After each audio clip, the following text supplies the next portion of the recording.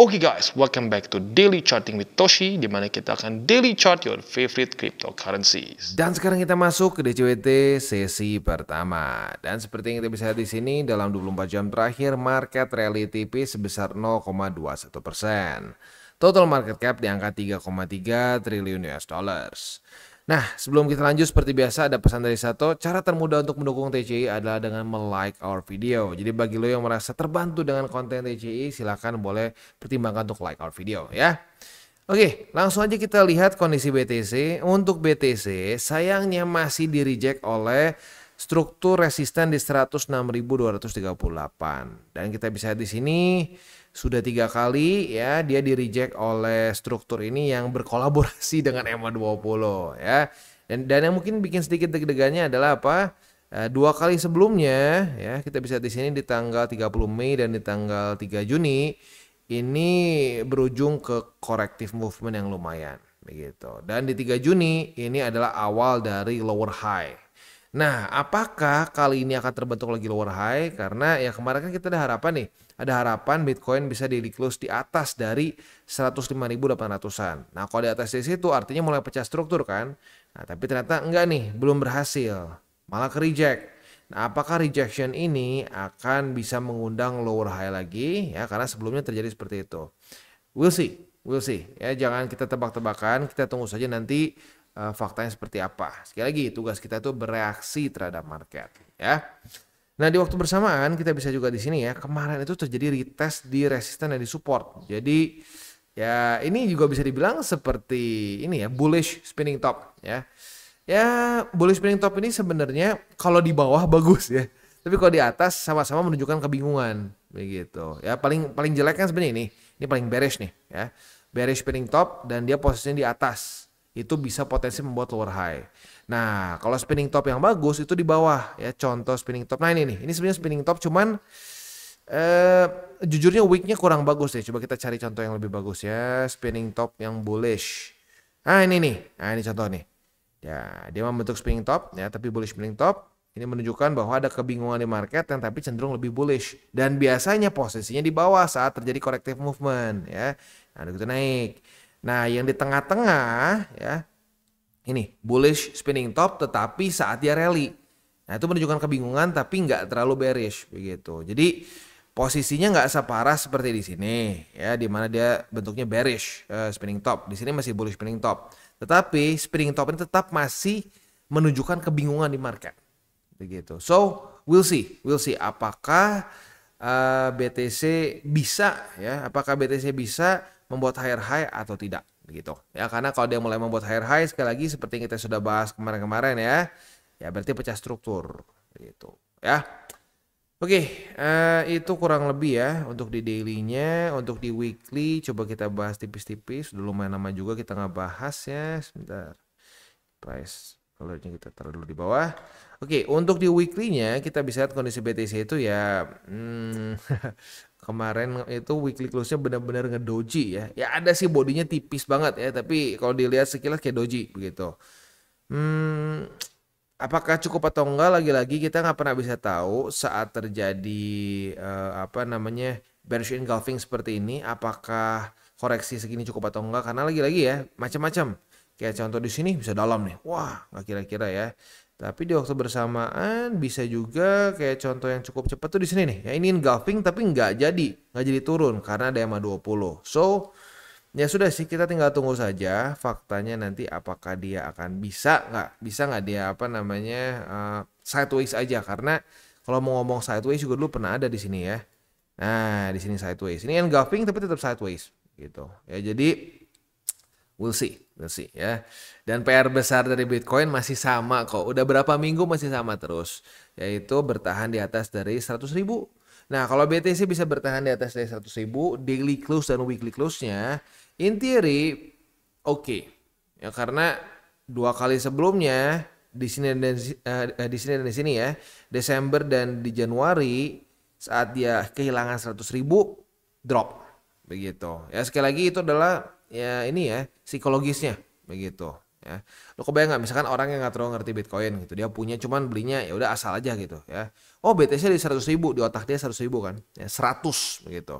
Nah tiba-tiba ada news, wah BTC drop sekarang di angka 99.000 gitu ya. Orang akan panik. Waduh udah turun nih. Wah, ya sering kali mereka ngapain? Nge-sell, panic selling begitu ya. Nah, itu jadi cukup menyebalkan seperti itu ya. Tapi kalau dia berhasil mantul dan bertahan di atas dari 100.000, ya orang akan cenderung oh aman masih 100 ribuan. Itu sama percis efeknya seperti diskon. Harga diskon dari 100.000 jadi 99.900 ya kayak gitulah ya, orang mikirnya oh bukan 100.000 nih, ini 90 ribuan padahal sebenarnya 99.999 gitu ya. Oke, next news dari Eropa dan US lah ya, dimana ya ini eksekutif dari ThyssenKrupp mungkin ya. Kalau Thyssen gue gak tahu apa, tapi kalau Krupp itu perusahaan baja yang udah tua dari Jerman ya. Itu kalau lo perhatiin dulu di Perang Dunia Kedua tuh kayak yang bikin tank itu kayak Tiger ya, Tiger tank dan lain-lain itu banyak itu Krupp ya. Nah ini kayaknya sekarang dia udah konglomerasi mungkin ya digabungin sama berbagai macam perusahaan lain ya. Dia menyatakan bahwa ini kalau sektor baja di Eropa berantakan, ini wah ini bisa nge-wipe out the whole steel sector. Begitu untuk urusan si tarif ini ya. Dan dibahas juga di sini ya bahwa ya jelas penyebabnya adalah tarif si Trump yang nggak main-main 50%. Ya 50% tuh lu bayangin sendiri deh ya. Lu kalau misalkan mau belanja apa-apa dinaikin 50% gitu, lu akan sangat tidak kompetitif gitu. Jadi tidak akan ada yang mau beli punya mereka gitu ya. Nah, di waktu bersamaan juga ya mereka mendapatkan tekanan juga dari China ya, di mana ya mereka steelnya lebih murah begitu ya, jauh lebih murah karena ya energy cost mereka lebih high begitu di Eropa begitu ya. Dan ya di waktu bersamaan walaupun kita tahu ya oke lah Chinese steel kan beda bahannya kualitasnya ya, tapi baik lagi ya lebih murah signifikan begitu. Dan setahu gua China kalau dia mau bikin bagus pun bisa ya. Jadi China tuh bukan selalu jelek ya dari China tuh.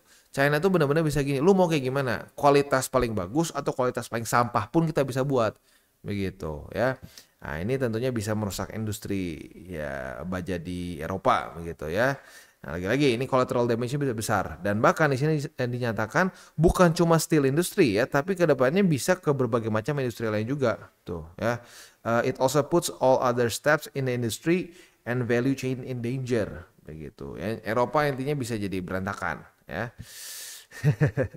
Ya ini semoga sih kalau gua sih cepat beres aja begini ya, karena ya kalau urusan tarif ini memperlambat juga growth di US ya, itu pasti akan ngaruh lah ya. Kalau growth di US juga melambat, GDP melambat ya, itu juga akan ngaruh ke kita juga gitu ya, yang invest di saham US dan juga yang invest di kripto begitu. So ya semoga ini bisa ada jalan tengahnya ya. Coba silakan siapalah dari si Trump disuruh untuk negosiasi gitu, karena 50% itu nggak make sense lah ya.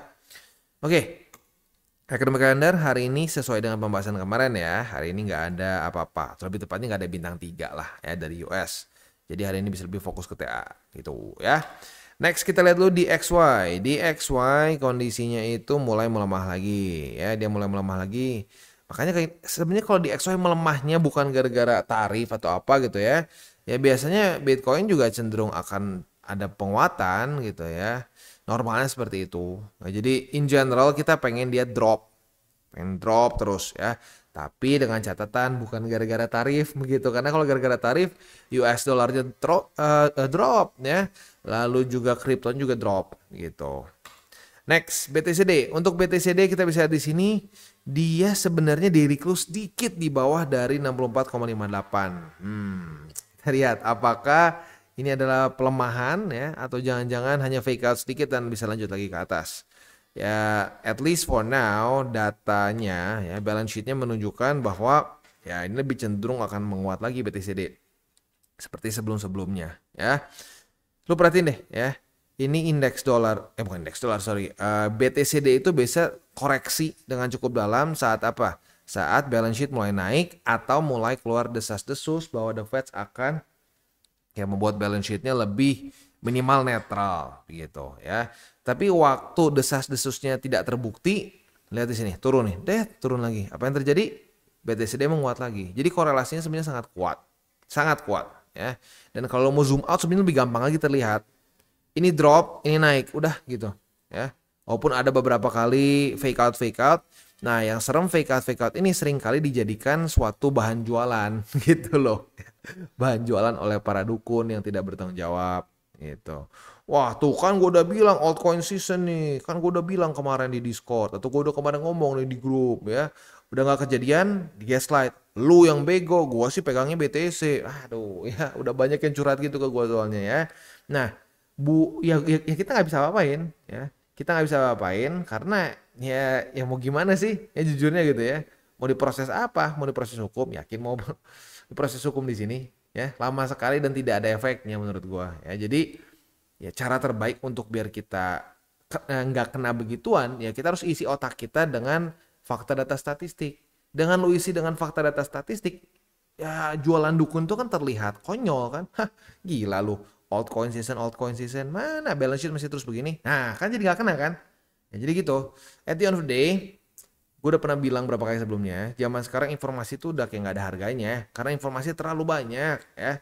Yang sekarang berharga itu apa? Filter gitu ya.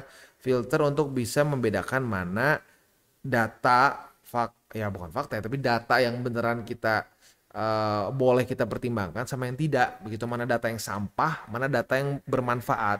Begitu ya. Oke, beres sih kurang lebih gitu aja ya untuk makronya. Selanjutnya kita tinggal masuk ke buy limit. Tetapi sebelum kita masuk ke buy limit, seperti biasa gue akan disclaimer dulu bahwa semua konten dari TCI bukan financial advice. Ini semua bentuknya adalah edukasi ya. Lalu bagaimana cara itu mendukung TCI? Ada banyak caranya. Lo bisa like our video, bisa share our video, atau juga bisa menggunakan link referral kita di bawah. Dan sekarang kita akan dengar dulu pesan-pesan dari sponsor kita pada hari ini. Oke, today's video is brought to you by Margex. Dan Margex ini adalah suatu platform yang fokusnya lebih ke trading futures ya. Nah, yang menarik dari Margex, makanya sekarang sedang ada event trading competition dengan prize pool sebesar 1000 USDT dan setiap ada 1 juta USD dalam bentuk trades akan add 100 USD lagi ya. Ini berlangsung dari tanggal 25 Mei sampai tanggal 30 Juni. Jadi masih ada waktu yang cukup panjang ya. Nah, untuk event ini sendiri ya quite simple ya, kita tinggal buka a single trade ya dari $10 sampai 100 USD ya. Nah, di situ lo akan eligible untuk mendapatkan reward. Nah, ini untuk top 20 user. Jadi ya lagi-lagi ya siapa yang paling tinggi maka dia akan menang gitu. Jadi untuk trading competition sekali lagi 1000 USD dalam bentuk prize pool dan juga setiap kali ada tambahan volume sebesar 1 juta USD akan ada tambahan 100 USD lagi ya. Berlangsung dari tanggal 25 Mei sampai tanggal 30 Juni. Nah, untuk Margex sendiri, ya mereka itu seperti yang gue bilang tadi di depan ya, fokusnya lebih ke futures. Nah, di sini walaupun ya fokusnya ke futures, bisa juga convert lah. Untuk convertnya ini, lo bisa convert ke beberapa major cryptocurrencies ya. Kayak contoh, lo mau beli dari USD, misalkan mau ke mana? Ke BTC gitu. Nah, lo bisa beli gitu ya. Ke beberapa major cryptocurrency bisa ya. Nah, tapi baik lagi fokusnya lebih ke futures. Nah, selain itu juga buat lo yang mungkin memutuskan sudah ya lo pengen belilah beberapa major cryptocurrency di sini, jangan lupa di sini juga ada earn, ada staking ya. Nah, staking ini bisa lo manfaatkan untuk bisa mendapatkan yield dari kripto yang sudah lo akumulasi gitu ya. Nah, selain itu juga ya di sini kita ada copy trading. Nah, untuk copy trading ini ya tentunya buat orang-orang yang mungkin merasa, "Ah, Bang, gua udah coba trading sendiri nih Bang, tapi mungkin gua ngerasa masih belum puas. Kayaknya ada orang lain lebih jago daripada gua." Nah, lu boleh lihat misalkan di sini ya. Lu bisa lihat dari misalkan ROI tertinggi, follower terbanyak, lalu equity mereka dan banyak lagi. Setelah itu lu bisa follow ya. Nah, itu sih kurang lebih ya untuk di Margex. Sekali lagi mereka eventnya itu masih berjalan cukup panjang ya sampai akhir Juni. Price poolnya sebesar 1000 USD dan ini diambil top 20 dari user yang mengikuti kompetisi ini ya. Nah, selain itu juga mereka itu ada ini apa namanya, ada bonus up to 10.000 USD dalam bentuk deposit bonus ya. Nah, tentunya bukan buat IWD ya, tapi misalkan lu masukin 10.000. Nah, itu akan 20%-nya dalam bentuk kayak semacam kredit lah ya. Nah, kredit itu berguna untuk apa? Berguna untuk lu buka posisi ya, tapi ya kasarnya nggak pakai duit lo. Jadi kayak inilah, kayak kredit di mana nggak akan ngurangin hasil depo lu. Begitu ya. Nah, itu jadi cukup berguna buat orang-orang yang ingin ingin membuka posisi, bisa menambah margin lu juga ya dan seterusnya. Jadi buat yang tertarik silakan bisa menggunakan link referral kita di bawah dan mulai trade di Margex. Dan sekarang kita masuk ke Bitcoin. Kita bisa di sini ya, Bitcoin kemarin sudah terjadi retest pertama di support maupun di resisten. Artinya kita bisa limit kedua-duanya, limit long dan short ya. Nah, untuk limit yang long di angka 104.944 ya. Di 104.944 ya. Ini udah benar, kita klik long ya, kita cek lagi.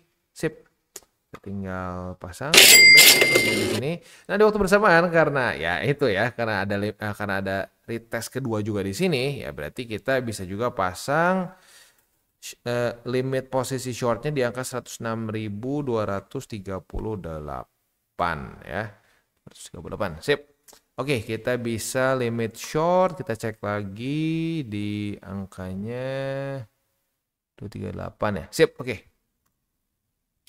Jadi kita ada limit short dan long di hari yang bersamaan ya. Ya tentunya idealnya seperti ini ya. Idealnya itu ya dia turun ke bawah. Aduh sorry, cancel.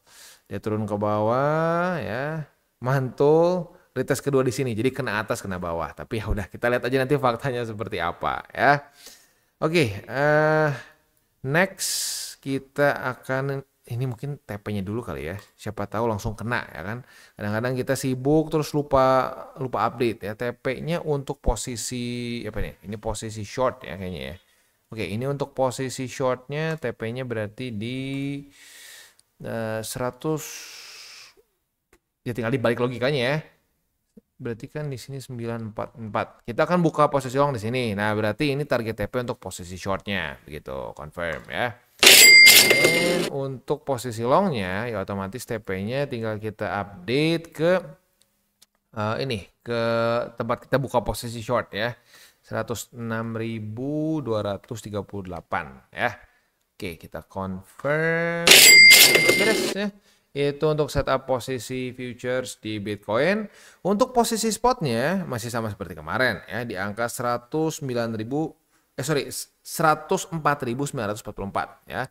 Lalu di angka 103.000 lebih 62 USD dan MA50 lebih dekat ya. Oke, itu kurang lebih untuk di Bitcoin. Next kita masuk ke Ethereum. Untuk Ethereum kita bisa di sini ya. Belum ada setup futures karena kemarin tidak terjadi retest apapun. So langsung aja ke spot. Untuk spotnya di angka 2.464. Lalu ada di 2.363 dan di 2.294 ya. Itu kurang lebih untuk setup di DCWT sesi pertama ini. Sebelum kita tutup seperti biasa akan ada wejangan tipis-tipis ya. Nah, ini wejangan mungkin lebih fokusnya sih bukan buat cuma newbies aja ya, tapi buat semua. Dan ini lebih ngomongin bukan ke bukan cuma ke teknis dan fundamental lah begitu ya, atau fundamental. No, ini lebih mendasar lagi ke kehidupan kita sehari-hari gitu ya. Dari kemarin cukup banyak yang mention nih ya, karena gue dulu berapa kali ngingetin ya. Jadi cara termudah sebenarnya untuk kita bisa punya porto yang lebih rapi ya, kita harus merapikan hidup kita dulu gitu ya. Karena kalau hidup kita nggak rapi ya gini loh, gue pribadi belum pernah ngelihat ada investor yang benar-benar berhasil, bukan cuma hoki sekali-sekali ya, wah jackpot gitu ya. Itu gue belum pernah ngelihat yang hidupnya berantakan, luar biasa berantakan gitu. Wah semuanya alang kadut ya, semuanya nggak jelas, rumahnya hancur-hancuran ya.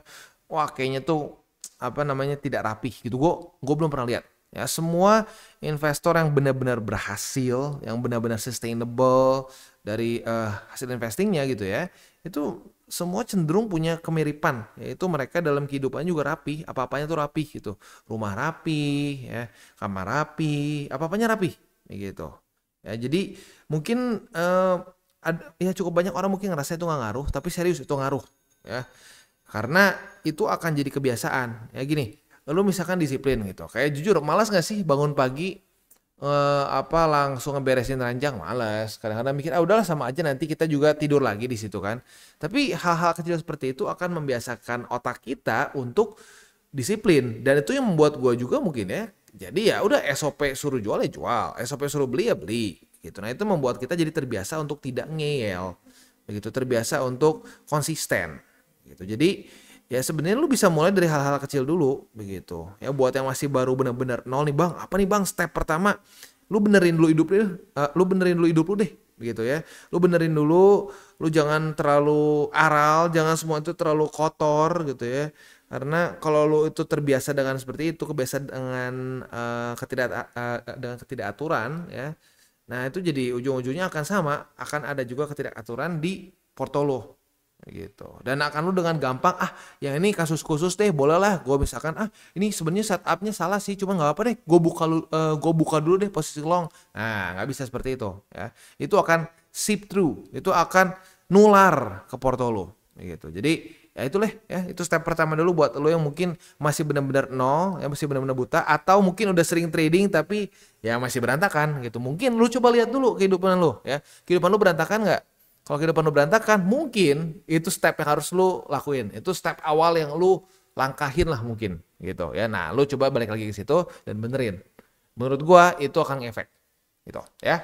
Oke, kita tutup dengan 3 golden rules. Jangan pakai uang panas, jangan over leverage, berpikirlah jangka panjang, dan salam tabur tuai. Ingat, apa yang lu tabur akan lu tuai, jadi taburlah sebanyak mungkin hal baik. Oke guys, jadi itu adalah akhir dari segmen DCWT kita pada hari ini. Dan jangan lupa bagi kalian yang merasakan manfaat dari segmen ini, jangan lupa untuk share ke teman-teman kalian. Dan apabila lu pengen mensupport channel kita, ya TCI, jangan lupa untuk menggunakan link referral kita di bawah. Nggak wajib ya, tetapi apabila lu menggunakan link referral kita di bawah, ada macam-macam ya, dari Bybit, Huobi, Maxi, toko kripto, dan banyak lagi ya. Ya, walaupun nggak wajib, tapi kalau menggunakan link referral kita, lu secara langsung membantu perkembangan dari TCI. Dan satu lagi, jangan lupa juga untuk join Telegram group kita, di mana kita bisa ngobrol-ngobrol santai mengenai dunia cryptocurrency secara 2 arah. So, jangan lupa untuk like, subscribe, klik the bell icon, and see you on the next video.